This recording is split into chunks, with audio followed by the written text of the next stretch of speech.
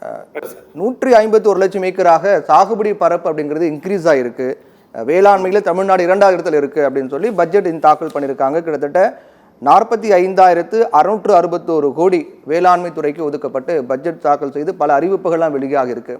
இதற்கு முன்பு என்னென்ன எதிர்பார்ப்புகள் இந்த சூழ்நிலையில் இருந்தது, அந்த எதிர்பார்ப்புகள் பூர்த்தியாக இருக்கிறதா? பட்ஜெட் பற்றி உங்களுடைய கருத்து என்ன? பட்ஜெட் முதலில் வரவேற்கத்தக்க ஒன்று. அதே நேரத்தில் அதுல தென் மாவட்டங்கள் முற்றாக புறக்கணிக்கப்பட்டிருக்கிறதோ என்கிற ஆதங்கமும் எங்களுக்கு இருக்கிறது. அதை மறுப்பதற்கில்லை. பொதுவாக போடக்கூடிய திட்டங்கள் அது கடைக்கோடி விவசாயிக்கு சென்று சேர்கிறதா என்று முதலில் அரசு கண்காணிக்க வேண்டும். நிறைய விஷயம் நம்ம பட்ஜெட்ல பார்த்தோம் சொல்லி கேட்டா நடைமுறைக்கு ஒவ்வாததெல்லாம் இந்த இந்த நிதிநிலை அறிக்கையிலே சொல்லப்பட்டிருக்கிறது. அதற்கு முன்பாக சட்டமன்றத்திற்கு இந்த வேளாண் நிதி நிலைமை அறிக்கையை தாக்கல் செய்வதற்காக வந்த அமைச்சர் அவர்கள், மரியாதைக்குரிய அண்ணன் பன்னீர்செல்வம் அவர்கள் பச்சை துண்டு அணிந்து வந்ததோடு திமுக சட்டமன்ற உறுப்பினர்கள் அத்தனை பேரும் பச்சை துண்டு அணிந்து வந்து இந்த விவசாய கூட்டத்திற்கு பெருமை சேர்த்தமைக்காக முதலில் நன்றியை தெரிவித்துக் கொள்கிறேன். மேலோட்டமாக பார்த்தால் பட்ஜெட்ல இவ்வளவு பெரிய நிதி ஒதுக்கப்பட்டிருக்கிறது என்று சொன்னால் கூட மொத்த பட்ஜெட்ல நேற்றைக்கு நம்முடைய மரியாதைக்குரிய நிதியமைச்சர் தங்கம் தென்னரசு அவர்கள் தாக்கல் செய்த அந்த தொகையில வெறுமன 10% தான் இந்த விவசாயத்திற்கு ஒதுக்கீடு செய்யப்பட்டிருக்கிறது என்பதே ஒரு பின்னடைவு. நாங்க என்ன கேட்கிறோம்? 20% நிதி ஒதுக்கீடு செய்யப்பட வேண்டும் கேட்கிறோம். 20% நிதி ஒதுக்கீடு செய்யப்படணும். ஏனென்று கேட்டால் இந்த உழவன் இல்லை என்று சொன்னால் இந்த உலகம் இல்லை, இந்த உலகம் இயங்காது என்கிற அடிப்படையிலே அடுத்த ஆண்டிலாவது என்ன செய்ய வேண்டும்? 20% ஒவ்வொரு ஆண்டு அதிகரிச்சு வருது சார். கடந்த ஆண்டு 42,281 கோடி, இந்த ஆண்டு 45,661 கோடி. ஆமா, போதாதுன்றீங்க. ஒதுக்குங்கன்னு சொல்றேன். இந்த துறை, இந்த வேளாண் துறை என்பது இல்லை என்று சொன்னால் இங்க என்ன சார் நடக்கும்? நீங்க சொல்லுங்க, என்ன நடக்கும் சொல்லுங்க. அடிப்படையாக இந்த திட்டத்திலே 63,000 பழங்குடியின விவசாயிகளுக்கு ஒரு பெரிய நிதி உதவி அறிவிக்கப்பட்டிருக்கிறது, வரவேற்புக்குரிய ஒன்று. அதே நேரத்திலே தேர்தல் அறிக்கையிலே நம்முடைய முதல்வர் அவர்கள் என்ன சொன்னார்கள்? விண்ணப்பித்திருக்கக்கூடிய அனைத்து விவசாயிகளுக்கும் இலவச மின்சாரம் கொடுப்போம் என்று சொன்னார்கள். 6 லட்சம் பேர் நாங்கள் காத்திருக்கிறோம். ஆனால் இதுவரை 1,86,000 பேருக்கு மின் இணைப்பு கொடுக்கப்பட்டிருக்கிறது. மீதி பேருக்கு இந்த பட்ஜெட்ல என்ன சொல்லி இருக்கிறாங்க? 1000 பேருக்கு நாங்கள் என்ன செய்ய போகிறோம்? சூரிய சக்தி மின்சாரத்தை கொடுக்க போகிறோம். வெறும் 1000 பேருக்கு. நாங்கள் கேட்பது இலவச மின்சாரம். 6 லட்சம் பேர் காத்திருக்கிறோம். ஒன்று. இரண்டாவதாக பனைக்காக நாங்கள் என்ன செய்ய போறோம்? பனை மேம்பாட்டிற்காக 1,65,00,000 ரூபாய் நாங்கள் செலவு செய்ய போகிறோம் என்று இந்த நிதிநிலை அறிக்கையிலே சொல்லப்பட்டிருக்கிறது.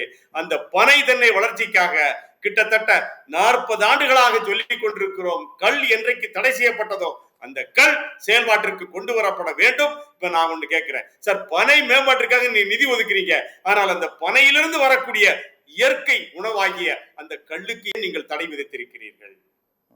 கல்லுக்கு அந்த பக்கத்துல படித்தவர்கள் நிறைந்த கேரளா, கல்லு உயிரோட இருக்கு, கல்லு குடிக்கிறான். அரசு அலுவலகத்துக்கு செல்லக்கூடிய ஒரு அரசு ஊழியர் என்ன செய்யறான்? காலையில உடலை ஆரோக்கியமாக வைத்துக் கொள்ள கல்லு குடிச்சிட்டு போறான் சார். கல்லுக்கு தடையை விதித்து விட்டு பனை மேம்பாடு என்பது ஒவ்வாததாக, நடைமுறைக்கு ஒவ்வாததாக இருக்கிறது.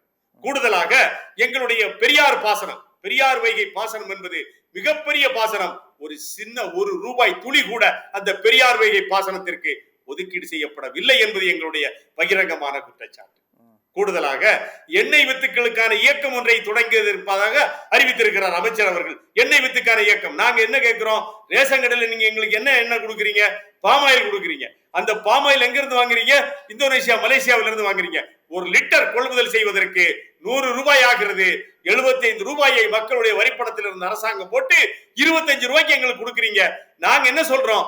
அபரிமிதமாக இருக்கக்கூடிய நிலக்கடலையிலிருந்தும் அபரிமிதமாக இருக்கக்கூடிய தேங்காயமும் கொள்முதல் செய்து அந்த தேங்காய் எண்ணெயை கொடுங்க, கடல் எண்ணெயை கொடுங்கன்னு நாங்க கத்திட்டு இருக்கிறோம். அரசாங்கத்தினுடைய காதுகளுக்கு ஏன் கேட்கல? வெளிப்படையாக நீங்கள் நிதி ஆண்டுக்கு நீங்க சொல்றீங்க, நிறைய சொல்றீங்க, ஆண்டுக்காண்டு நிதி கூடிக்கொண்டே போகிறது. ஆனால் நாங்க என்ன கேட்கிறோம் சார்? நாங்க விளைய வைக்கக்கூடிய பொருட்களுக்கு தேங்காயமும் கொள்முதல் பண்ணி நீங்க என்ன செய்யுங்க? தேங்காய் எண்ணெய் கொடுங்க சார், பாமாயிலுக்கு பதிலா. எதுக்கு சார் மலேசியா, இந்தோனேஷியா விவசாயிகளை நீங்க வாழ வைக்கீங்க? ஆண்டுக்கு 2,000 கோடியை அள்ளி கொடுக்கிறோம். எந்த விவசாயிக்கு? மலேசிய விவசாயிக்கும் இந்தோனேஷிய விவசாயிக்கும். நாங்க பட்ஜெட் பருத்தி கொள்முதலே இல்லை, ₹10 கோடி. 10 கோடி ரூபாய். முந்திரிக்கு வாரியம் அமைத்திருக்கிறீர்கள், சந்தோஷம், வரவேற்கிறோம். ஆனால் நாங்க என்ன கேட்கிறோம்? எண்ணெய் வித்துகளுக்கு இயக்கம் தொடங்கி இருக்கிறீங்க. ஆனால் அந்த எண்ணெய் வித்துக்களை விளைய வைக்கக்கூடிய விவசாயிகளுக்கு இந்த நிதிநிலை அறிக்கை என்ன சார் செய்திருக்கிறது சொல்லுங்க. இலவச மின்சார இணைப்பு பத்தி பேசிட்டு இருந்தீங்க சார். அது தொடர்பான அறிவிப்புகள் கூட சில இந்த பட்ஜெட்ல எடுத்து நம்ம பாக்குறோம். அதாவது இலவச மின் இணைப்பு இல்லாத 1000 விவசாயிகளுக்கு சோலார் பம்ப் செட் வாங்க 24 கோடி ஒதுக்கீடு பண்ணியிருக்காங்க. இலவச மின்சார மானியம் வழங்க ரூபாய் 8186 கோடி ஒதுக்கீடு செஞ்சிருக்காங்க. இது போன்ற ஒரு அறிவிப்புகள்லாம் இந்த தேவையை பூர்த்தி செய்யாது அப்படிங்கிறீங்களா? உங்கள் அறிக்கையில நாங்க கேட்கல, நீங்க தான் சொன்னீங்க. உங்களுடைய தேர்தல் அறிக்கையில் இருக்கு. விண்ணப்பித்திருக்கக்கூடிய அனைத்து விவசாயிகளுக்கும் இலவச மின்சாரம் சொன்னது நம்முடைய மரியாதைக்குரிய முதல்வர் ஸ்டாலின் அவர்கள். ஆனால் இன்றைக்கு நாங்கள் எத்தனை பேர் காத்திருக்கிறோம்? 6 லட்சம் பேர் காத்திருக்கிறோம். நாங்கள் கேட்பது ஒன்றே ஒன்றுதான். பதவியேற்ற உடனே என்ன செஞ்சீங்க? 1 லட்சம் பேருக்கு இலவச மின் இணைப்பு கொடுத்தீங்க. அதை நாங்க வரவேற்றோம் இல்லையா? நாங்க 1,86,000 பேருக்கு இலவச மின்சாரம் கொடுத்ததை நாங்கள் வரவேற்கிறோம். ஆனால் மிச்சம் இருக்கக்கூடியவங்களை என்ன செய்யறது? நீங்க என்ன சொல்றீங்க? 1000 பேர் அவங்களுக்கு நாங்க என்ன செய்ய போறோம்? தமிழ்நாட்டில் ஒரு 6 லட்சம் விவசாயிகளுக்கு மின்சார தேவை இருக்கு, இப்போ வரைக்கும் இருக்கு, காத்திருக்கிறோம். அதற்கு பல திட்டங்கள் இருக்கிறது. பணத்தை கட்டிட்டு காத்துட்டு இருக்கோம் சார். நாங்க பணத்தை கட்டிட்டு காத்துட்டு இருக்கோம். நான் ஒண்ணு கேட்கிறேன் சார். இந்த தமிழகத்தில் மிக சிக்கலான பாசனம் பெரியாறு பாசனம். அந்த பெரியாறு பாசனத்திலே நாங்கள் 10 ஆண்டுகளுக்கு மேலாக சொல்லிக் கொண்டிருக்கிறோம். கம்பம் பள்ளத்தாக்கில் இருக்கக்கூடிய திராட்சைக்கு என்ன செய்ய வேண்டும்? ஒரு பெரிய குளிர்பதன கிடங்கு அமைத்து கொடுங்கள். கருப்பு திராட்சைக்கு சின்னமனூரில் இருந்து வெளிநாட்டிற்கு வாழை ஏற்றுமதி ஆகிறது. அந்த வாழை ஏற்றுமதி மையம் ஒன்றை சின்னமனூருக்கு தாருங்கள் என்று கேட்கிறோம். கிழக்கு இருக்கக்கூடிய ராமநாதபுரத்தில் சிவகங்கையில தூர் வாராமல் இருக்கக்கூடிய அத்தனை கால்வாயை தூர்வாருங்கன்னு சொன்னோம். ஒரு அறிவிப்பு இல்ல சார். அதுல கல்லணை கால்வாய் தூர்வாரம் நீங்க சொல்றீங்க, வரவேற்கிறோம். ஆனால் பெரியார் பாசனம் என்ன ஒதுக்கப்பட்டதா? அது தமிழ்நாட்டில் இருக்கா, கேரளாவில் இருக்கா சார்? பென்னிக்விக் அவர்கள் கனவு கண்ட 18ஆம் கால்வாய் திட்டம், அந்த 18ஆம் கால்வாய் தூர்வாரப்படாமல் இந்த ஆண்டு திறக்கப்பட்டது சார் தேனி மாவட்டத்தில்.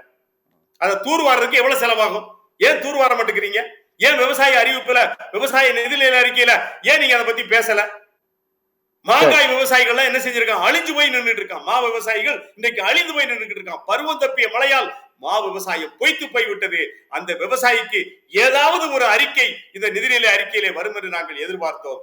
ஆனால் இல்லை. எங்களுடைய தென்காசி மாவட்டத்திலே மா விவசாயிகள் மிகப்பெரிய அளவிலே பாதிக்கப்பட்டிருக்கிறார்கள். ஆனா என்ன இல்ல? நிவாரணம் இல்லை.